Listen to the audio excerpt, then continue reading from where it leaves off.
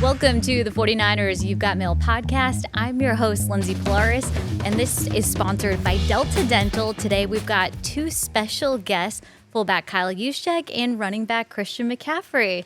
Thank you guys for taking the time. Absolutely. Thanks for having us. So part of the reason that I wanted to get both of you guys on the pod is because of this wonderful dancing meme that's been floating around the internet. We'll zoom in for you guys.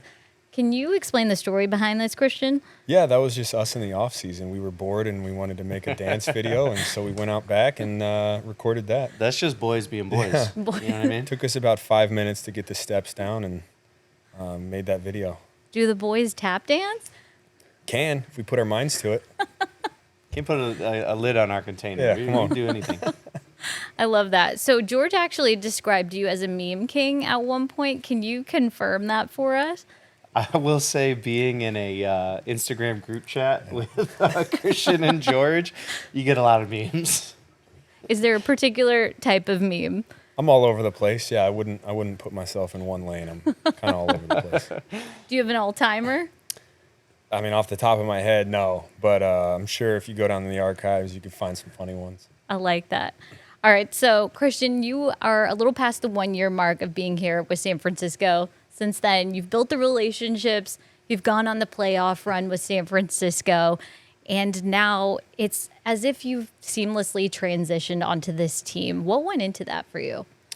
Honestly, it was, for me personally, it was just about learning the plays as quick as possible and just being myself. It's such an easy team to fit into if you do the right thing because, you got guys like Juice and guys like George and, to list a bunch of others.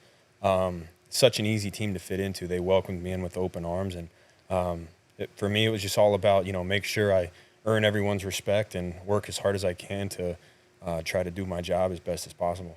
As it was happening, I know you didn't have a lot of time to think about it because it was the middle of week 7. There was a game coming up. Do you think about it now that you've got a little more time to reflect, or I guess during the off season?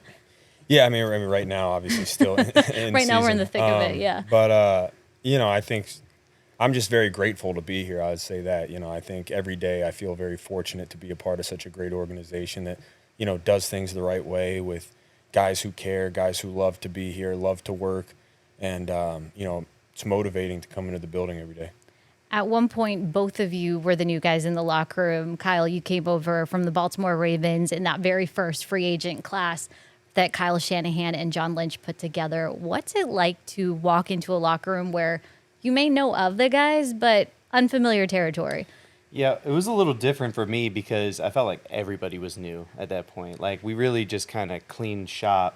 It was a whole new start, all new players, all new coaches. So it was a little easier for me because, I felt like we were all going through the same thing.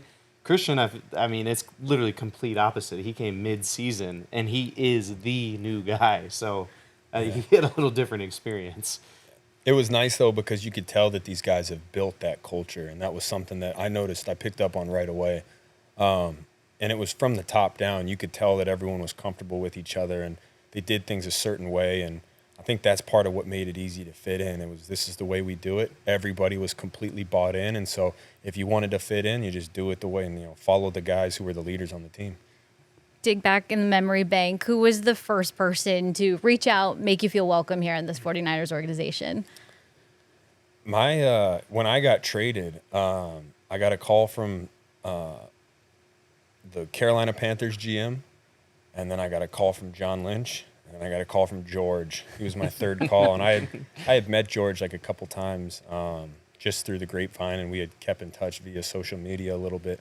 But yeah, he was my third call, and so once again to have someone like him reach out, and then you go in the building, and everybody was just so welcoming. So it made my job and transition very easy. I'm pretty sure within minutes of the trade, George had called Christian and talked to our head equipment manager about having a locker be next to his.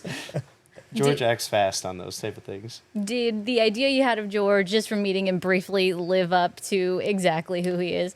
Yeah, I had met him in the past, and George is George. He doesn't hide who he is, and he's that way, and he's genuine all the time, and I think that's what makes him such a special person. For you, Kyle, who is left from that 2017 group Maybe, well, from the free agent class, I believe you are I'm the only free the only agent, one, yeah. right? But who's left from that team? We still got George was drafted that year. Yep. Dwelly came in that year, and Armstead was still around from the last regime. I think that's it. How have you seen this organization grow in your 7 years here? Oh, it's. I mean, it's completely turned around. You know, when we first came here, it was all about, all right, what do we want this to look like? You know, what kind of culture do we want to build? What do we want it to feel like when you walk into the building every single day?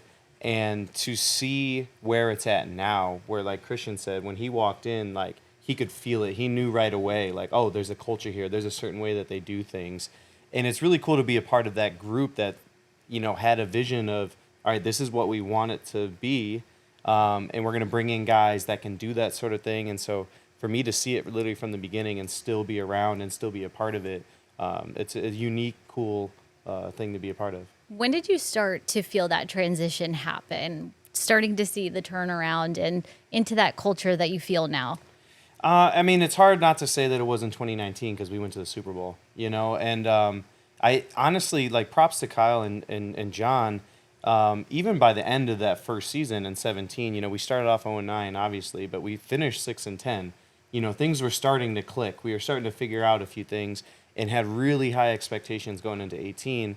But of course, when Jimmy tore his ACL, that kind of, you know, wiped out those hopes. So 19 is when we really started to figure things out, obviously, and put it together for a Super Bowl run. What is it about this culture that really does put those teams together that are built to last? Well, you know what? Alluding kind of to what Christian was saying earlier is, like, Kyle, I like what he says. To be a part of our club is what we'll say. Like, if you want to be a part of this club, like, you have to do things a certain way, and you have to work a certain way, and you have to play a certain way. And it's not always easy to put into words, but when you see it, you know it. And Christian 100% was one of those guys, and that's why he was able to join the club so quickly. And you know, we have a locker room full of those type of guys. And another, you know, shout out to our coaches, Bobby T. He always says he wants things to be contagious. He wants it to be a sickness. And when you see guys work the way that they do, it's contagious. You want to do the same thing for them because you see them doing it for you. Christian, you have been described as somebody incredibly detail-oriented, very meticulous in just the way they do things. How much of that has to do with your upbringing, having your dad, who is a 3-time Super Bowl winner and also coached? Yeah, I credit a lot of it to him. You know, I had a great source in my house. So we got to utilize him, me and my brothers, for almost everything. You know, he taught us not just what to do, but how to do it from an early age. And I think all of us had a competitive drive since we were young, and that was kind of natural, and that always came. But to understand what it takes to be great and to fight for those small percentages that make the difference between winning a rep and losing a rep, man, we learned from him. I learned from my older brother. You know, my older brother was somebody that he used to, you know, beat me in pretty much everything we ever did, and I learned how to lose and how to get better to try to beat him the next time. I learned what works and what doesn't from him, and I credit a lot of that to my dad, to my older brother. My mom was extremely feisty as well, but our family was very close and competitive with each other, and I think a lot of that detail-oriented mindset comes from them. Are there any similarities that now as you get older you see between you and your dad that maybe you didn't notice before? Yeah, you know, it's hard because I didn't play with him. I just, you know, I was his son, and he was always a dad first. You know, he wasn't always in our face about coaching and this and that. But, I mean, if you spend one workout with him, it'll kind of give you just a little bit of a glimpse as to how he was as a player. I mean, the warm-ups that we used to do were like 45 minutes long, and by the end of the warm-up, you're exhausted. And it's actually really cool being able to be a part of this team because Brian Greasy was his teammate. Kyle was in the facility watching everything happen while he was playing. Anthony Lynn played with him. Bobby Turner was on the staff. All these guys, I mean, you know, the Kubiaks were kids when, you know, so there was so much familiarity. And so it's really cool when I get to hear stories about him from them because they were older and they saw him and tell me about how hard he worked, how detailed he was, how he ran routes, how he blocked, all these different things. So I always get excited when I hear stories about my dad from those guys. like you mentioned, a lot of history with Kyle Shanahan for both of you. You as part of his first free agent class, you from a bunch of family ties. What is the earliest memory you guys have of Kyle Shanahan? Maybe from his first year as a head coach and maybe just running into him at family events growing up. Yeah, I mean, everyone said that, I've known Kyle for my whole life, but the first time I really knew him was when I got traded here. I remember I had said hi to him after, I was in Carolina, and obviously we had played them. I'd shook his hand and everything, but we never talked or anything like that. So when I got here, it was still new, and there was an expectation that I had to produce. So obviously I've had the most respect for him, just as a play caller and as a coach from afar, not being here. And then now that I'm in the building, it's tripled. So, but I never had an interaction other than when I got here. I feel like one of the reasons Kyle was able to build a culture so quickly and have the respect of the guys so quickly is because he's so relatable. And I say that because I remember my first year, I went into his office to go talk to him about something, and here he is. He's watching film, and he's got the Carter 3 playing while, and just right away you could tell he could relate with the players, and he could speak to us on our level, and at the same time, be somebody that's in charge and understands what he's talking about. So it's easy to follow in the footsteps of a guy like that. So I want to talk a little bit too about just the community service that both of you do off the field. Christian, you have a foundation. Kyle, I was reading that you work a lot with youth groups, and then also have worked with a Crohn's and Colitis Foundation during My Cause, My Cleats. Why is that community service important to both of you? Well, I love working with youth, especially youth athletics, just because I know what a huge impact that had on me. And so anytime I do that, I just try to think about what an immense impact you can have on people in that age, because it's just such a formidable age, and you hang on to every word that is said to you in those situations. So I love working with youth football, and I was a part of the high school coach of the week, through the Niners. So that's always just had a big spot in my heart. So I love to try and get involved with that as much as possible.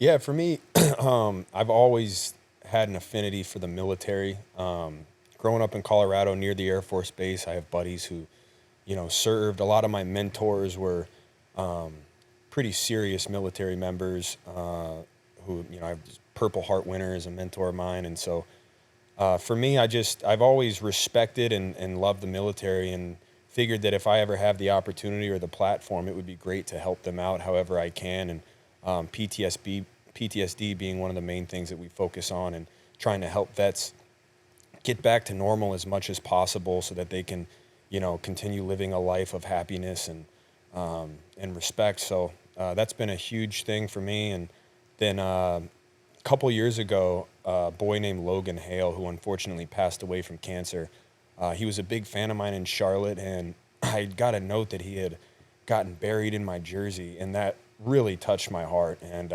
just kind of, solidified how big of an impact you can have on people. And so in his obituary, he wanted to create a foundation where his favorite thing to do was play Xbox with his friends, because when you're in the hospital, obviously it's tough times, but you can still communicate and play games with your friends at school to kind of get you out of that funk that you're in, and the dullness of being in a hospital bed going through so many things. And so I took it upon myself to do just that. We called it the Logan Project. It's still up and running and expanding and more every month. And so that's something that, in his honor, we started doing, is putting video game consoles in children's hospitals, and we want to get to as many as we can across the country as quick as possible. So those are kind of the two ventures that I've gone to.